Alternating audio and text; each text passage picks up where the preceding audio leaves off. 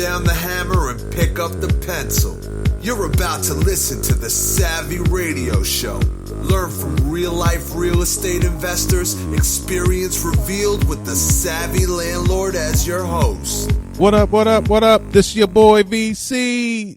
It's Tuesday. I was just playing. That's E.T. What up, what up? It's the Monday morning, whatever he says. Thank God it's Monday. I wish I was cool like him. You know, if you don't know about Eric Thomas, E.T., etinspires.com, you need to get up on that team and train. And he just juices me up. He's a man of integrity. And what up, what up, what up? It's your boy VC. Anyway, I know you think I'm GA, but that's okay. With the Y, here we go.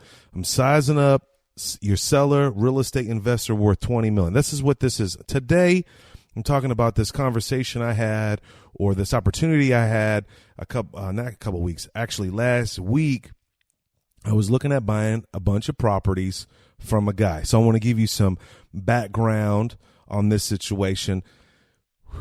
Let me tell you what I've learned. This real estate investor, I've known this guy for about maybe 10, maybe 15 years.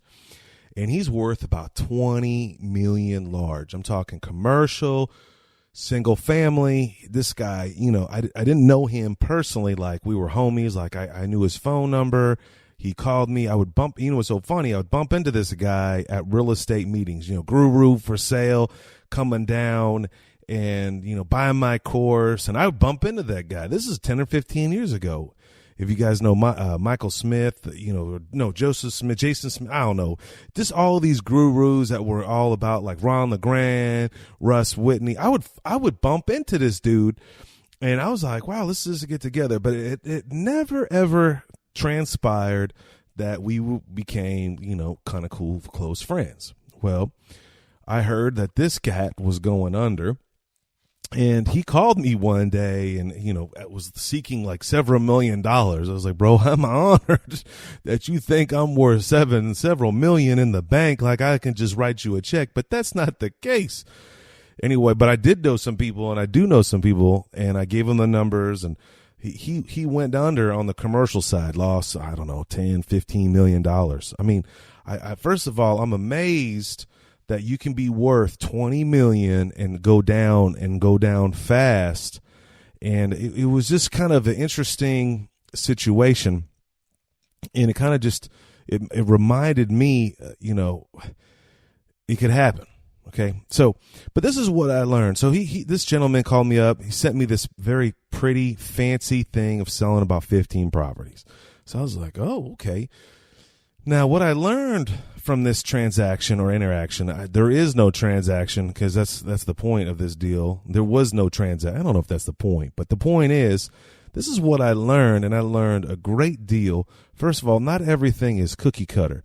The way I negotiate at the flea market is maybe a good approach, but it's not all the approach. And each circumstances that you're in can be different, especially when you're dealing with another real estate investor who it's never easy, because they're smart, right? They're real estate investors for a specific reason.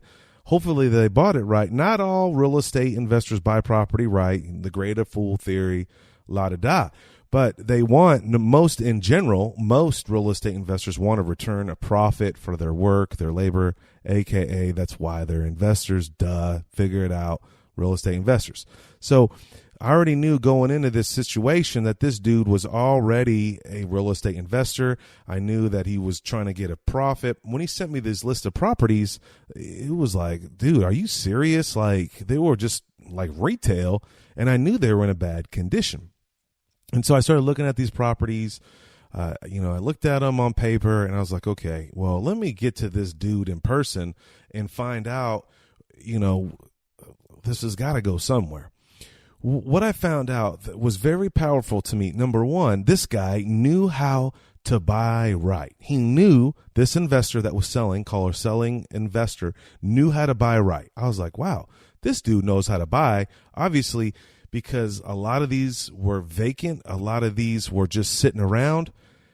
And I'm like, that's pretty, like, I don't know, but he knew how to buy right, because obviously he bought it very cheaply. And two, This guy knew how to raise money. I'm talking in the tune of 20 million. So he knew how to raise money. He knew how to buy it right. I mean, that's just the number one thing as a real estate investor. Buy it right, raise the money. But one thing the dude could not do that I realized and that I started pouncing on was that he didn't know how to sell. He can't sell. He didn't know how to sell. He was focused on the wrong business. And that's where this gets to today. I know that was a crazy intro, but the guy was a superstar, $20 million real estate investor, big, huge holdings, commercial, huge holdings of real estate, single family homes, few duplexes, quads, whatever, and is losing it all. And I believe because he didn't know when or didn't know how to sell. And that's the deal. That's the message today. Now, two things you can learn. Number one, you can learn to buy properties from these people. Now, I've made this guy a legitimate offer, and he didn't take it as of right now. Why? Because he is prideful, delusional, and he can't help himself from selling. He must be a real estate investor that likes to buy. It's like people that like to buy DVDs, or people that like to buy RC cars, or people that just like to buy music or movies or whatever. People just like to buy. They may not need to sell or think that they don't need to sell. Let me tell you something right now. You need to sell. There's some time, if you read my red book, I talk about never selling properties. 2016, 2017, I'm selling properties so I can buy other properties that have matured. They have gained enough equity that I need to borrow that equity, pull it out, sell it, get that equity, maybe do a 1031 exchange and move it up. So when the writing's on the wall, when the guy was going down fast, he should have sold. And when you get this gut feeling, you should sell. Okay. Now, before you do this, consider talking to another real estate investor that you trust and that you believe in. And, I love when I'm up against the wall. I have a property right now. Tenant's been in it for a long time and they left it in shambles. It's in a bomb area. It's an amazing area right across the street from a very popular school.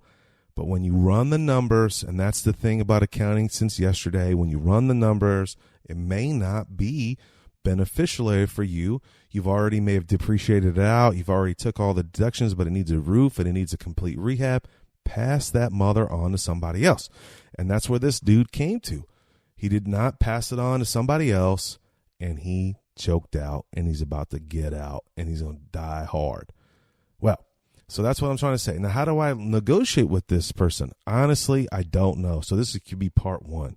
The dude didn't sell me his properties. I wasted 2 hours of my life, had a few donuts while it was early morning, which was dumb for the waistline. But I learned a lot. I learned that not all investors are created equal. I learned that some investors know how to buy. Some investors can raise money, but some investors can't sell, or vice versa. I know a lot of good investors that can buy right, but they can't raise the funds, so they don't do it. They don't believe that they can raise the funds.